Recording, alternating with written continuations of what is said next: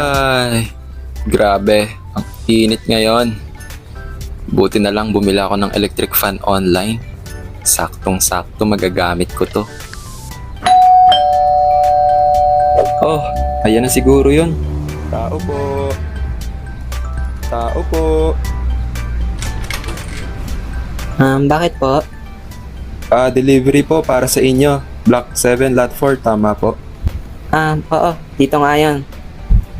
Ma'am, bale 100 pesos po lahat. Free shipping na din po yan. Ay nako, ano na naman ba tong in-order ng batang to?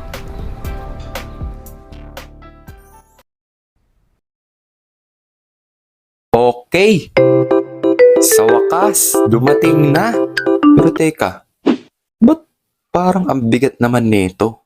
Electric fan lang naman yung in-order ko ah. Ano bang laman nito? Hoy!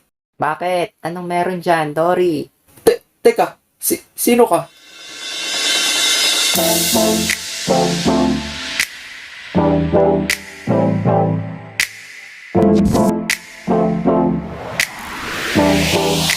Sino ka? Baling, paano ka nakapasok dyan sa kahon na yan? Anak ng... Paano ko ipapaliwanag kay nanay?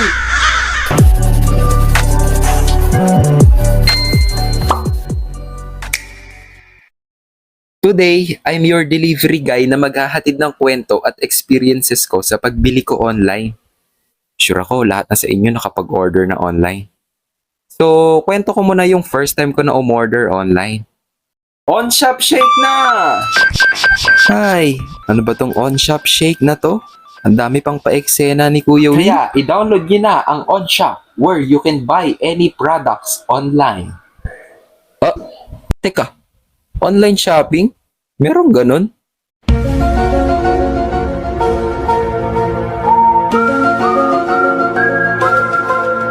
So, syempre, ako tong si Curious. So, trinay ko umorder ng lapis pang drawing sa online store.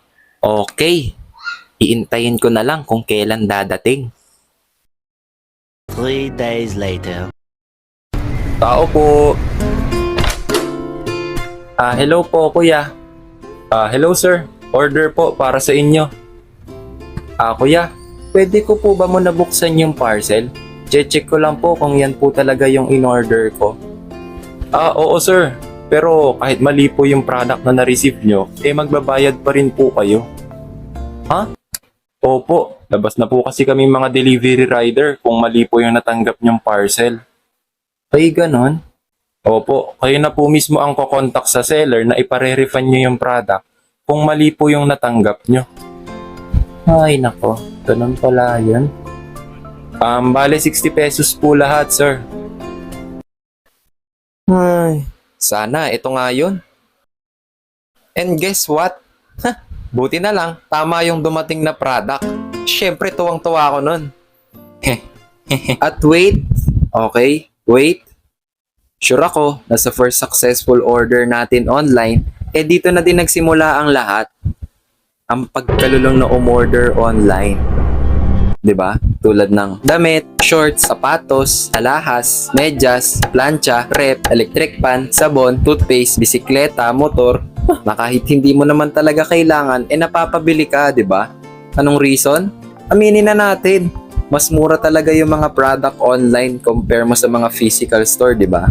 Real talk. Isa yun sa mga una ko napansin sa pag-order online na mas nakatipid ako bumili sa online store. Diba? You serious? At may pros and cons din naman ang pagbili ng mga product online. Unahin muna natin yung pros kapag bumili ka online. Siyempre, unang-una na para sa akin, mas mura yung gamit online kaysa sa physical store, di ba? Meron nga din ako nakita, piso lahat ng product Oh. Pansin nyo ba? Hindi ko din alam bakit mas mura yung mga product online Basta mura, chine-check out ko na agad yun. Kawaii. Isa pa dito, maraming discounted product online. Andiyan yung mga vouchers, tas yung every month na sale, yung may mga payday sale, di ba? Wala namang payday sale sa mga physical store Kuya, nakasil ba to? No sir. Wala po tayong mga nakasale na product ngayon. Payday ngayon ah. Online shopping po. Less gasto sa transportation. Hindi ka napupunta ng mga mall para bumili ng mga gamit na gusto mo. Kasi anytime, pwede ka na mamili gamit yung device na meron ka. Totoo ba?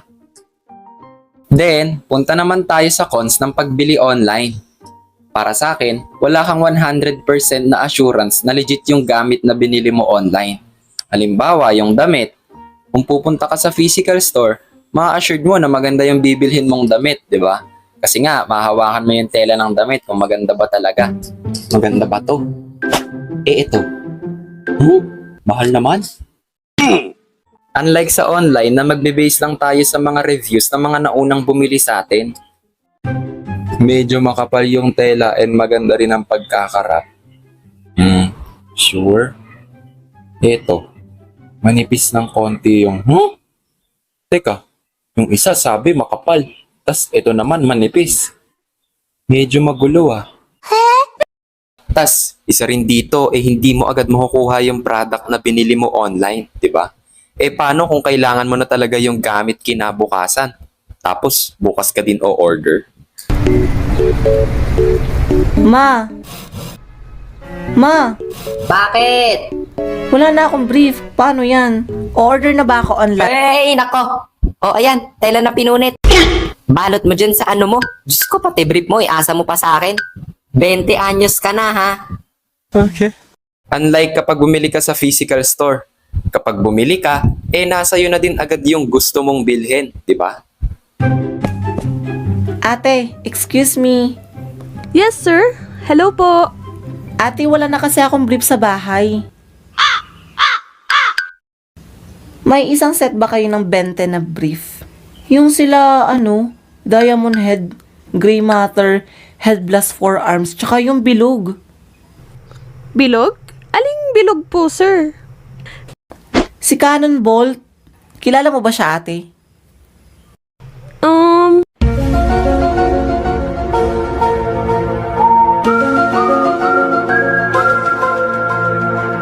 Yes, sir. Meron po.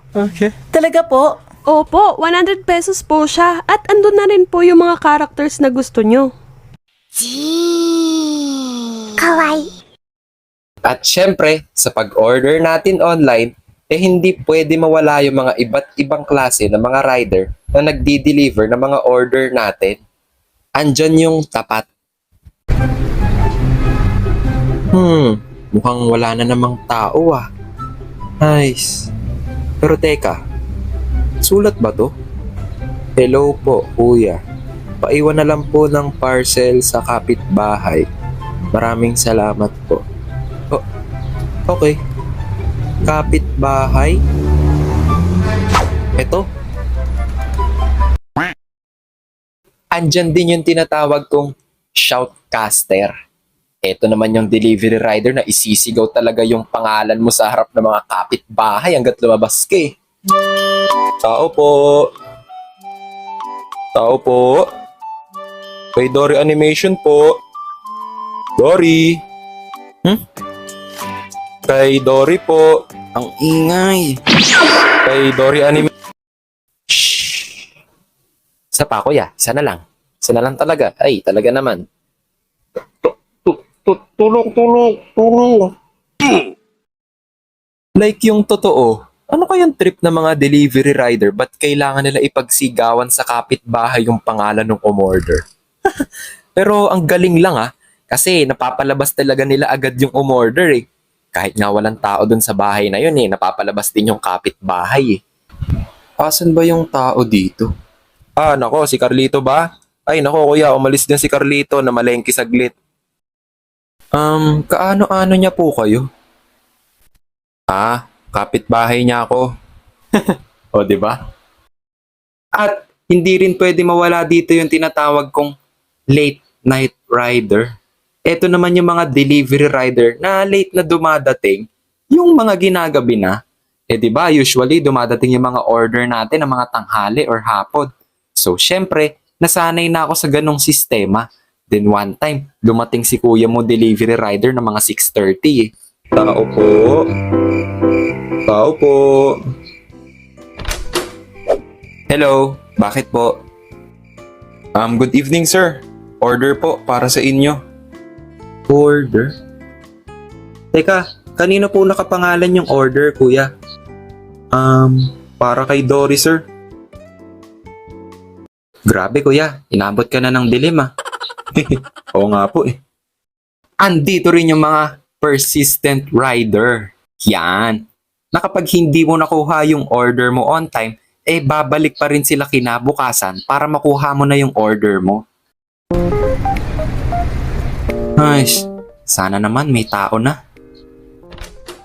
Oh, Kuya, sorry, wala kasi kami dito ng mister ko kahapon. May lakad kami nun. Okay lang po, madam. Sanay naman po ako ng hindi sinisipot eh. Ano po yon? Wala po. Bale, 1,000 pesos po lahat. O, di ba? Minsan nakakaubos din talaga ng pera yung umorder online eh. Bago pala ang shoutout, gusto ko muna mag-thank you sa dalawa nating nakasama for today's video na si ate nyo, Ellie Bunny. Upload ka na.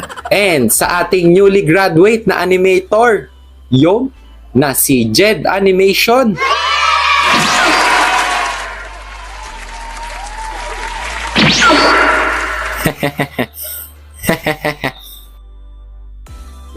Congrats, Jed.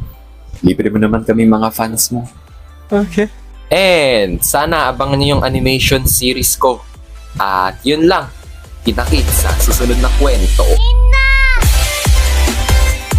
So, yun. Tapos din, grabe. And thank you pala sa lahat ng mga nakaabot dito. Ayan. Thank you. At sana good ang araw nyo today. And yun, abangan nyo yung animation series ko. Ayan. At congrats ulit kay Jed. So yun,